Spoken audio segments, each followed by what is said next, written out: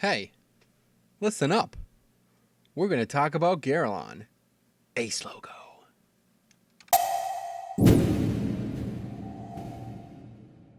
Okay, now that that's over, it's time to get into the fucking boss. You've probably done this before. If you did it the first day on Looking Frayed, you'll know what I'm talking about. This is going to put your healers to the test, okay? This is talking about 25-man Garalon.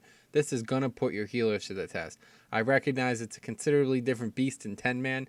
This video is, once again, 100% focused on 25-man. So, got to talk about dividing the healers. Now, likely, I don't really know exactly, what you're running comp-wise, but ideally what you're going to want is you're going to want 2 dedicated, single target healers and then 4 raid healers, okay?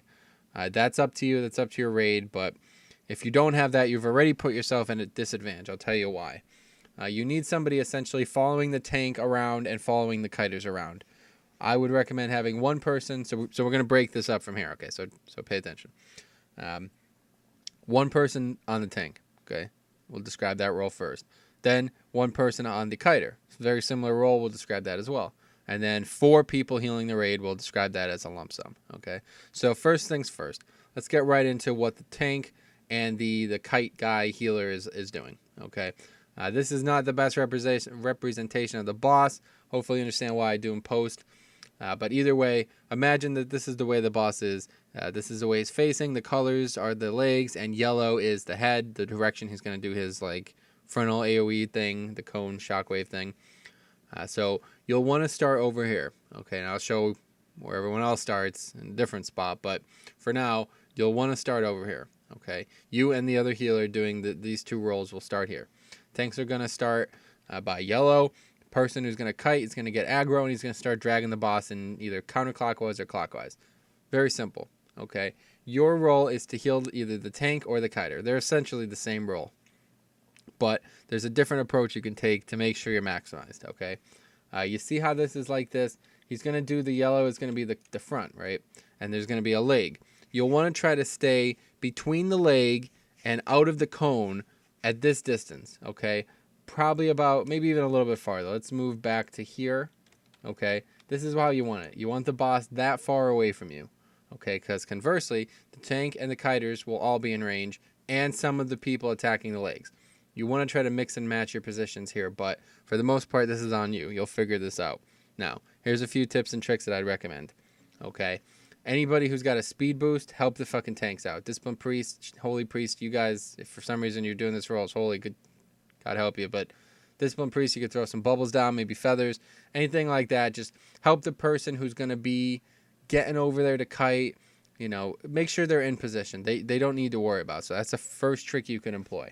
Next trick, as a pally, I would recommend just keeping the tank one of the beacons. If you're doing the tank, beacon one of the tank. If you're doing the kiter, try to beacon the kiter. It's going to be a lot of switching, but it's definitely worth it. And then this allows you to heal the other group. Right, so if you're supposed to be healing the tanks, you could, beacon the tank and then heal the kiter as well, and you're both helping each other.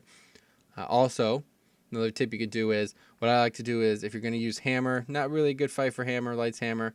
Holy Prism is probably what I would run as because it's pretty good on the move heal, but just try to throw it out at the melee and then get back to the kiters or whoever you're supposed to be healing. There's a lot of opportunity for cross-platform healing here. And if you can play this role right, you can be a massive influence on the raid healing group. In terms of the fight, it's very straightforward. There's going to be a lot of tank damage. Now, once again, this is if you're doing that role. A lot of tank damage you have to deal with, so just heal. A lot of the kiters are going to take damage as well, especially if they get hit by a stomp or whatever. The frontal cone, they're dead. They will die. So you got to keep them up, topped off. Now, one thing that you are going to notice is the boss is going to be rotating. So what I'd recommend doing, this is a very fun fight in my opinion, because especially as a holy pally, what I'm able to do is start here, heal a bunch, and then literally just move, follow this camera. You see how this is about, well, it's obviously 360 degrees around. Just move about 25 yards. Every time he does a stomp, you can move about 25 yards based on how fast you're kiting. Ideally, you're not going to be kiting faster than that every few seconds. So just throw a few heals out, move a bit, toss something down, and just keep on going. You got to stay ahead. If you want to do it from the other side, you can. But one way or the other, the tanks won't wait for you. And neither will the kiter. So you have to stay ahead. Okay, pretty straightforward roll, but just make sure you're aware of that. I would definitely go as much single target, as much movement on the go, or heal on the movement kind of thing. Anything you have. But it's going to be pretty straightforward. Now, we'll talk about the raid healer. Okay, this is a bit different job. We got to approach that in a completely different way.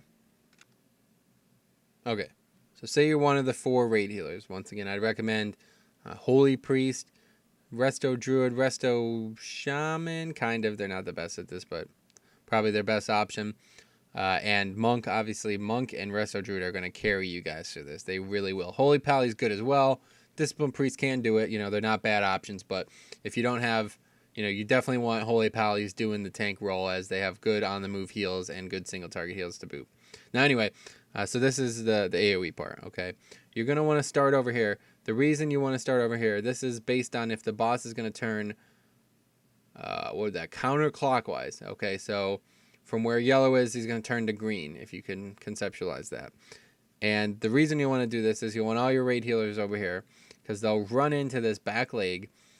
Melee, since he's moving in that direction, will want to get that purple leg down first, and then they'll come to red.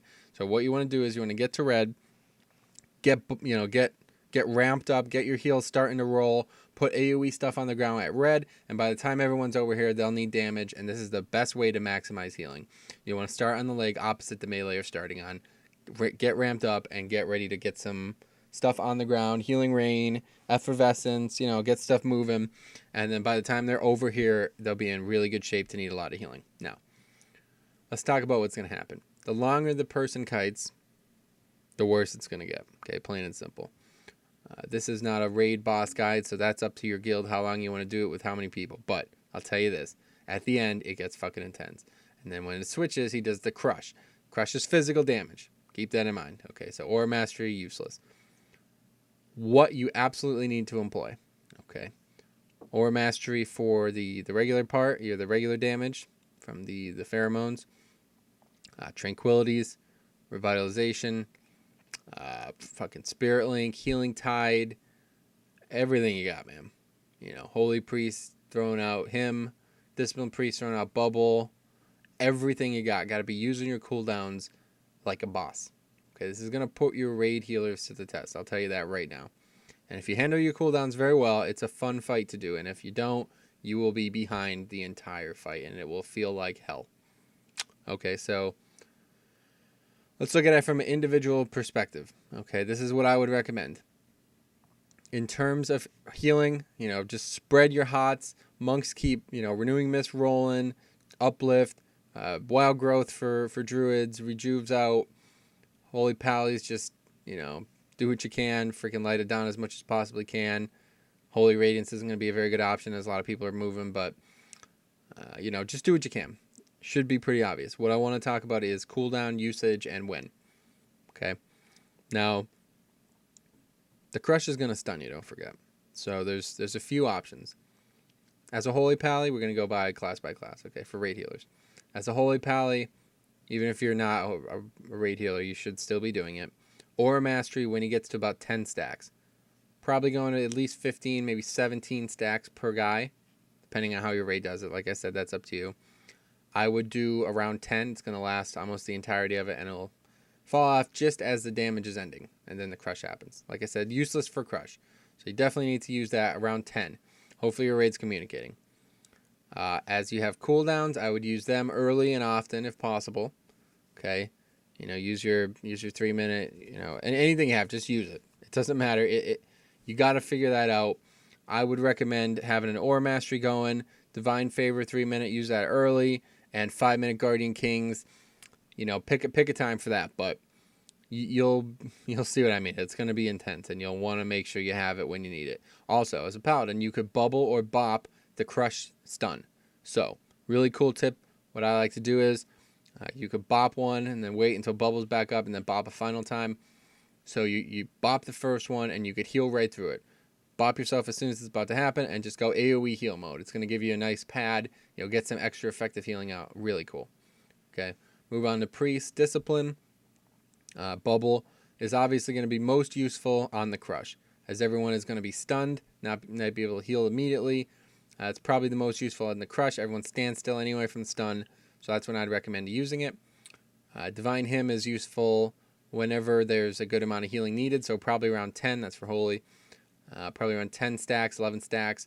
People are starting to drop. You want to catch up, get them up for the crush. You don't want to have to worry about that. Or perhaps right after the crush, also a good option. That's what I'd recommend for monks or next.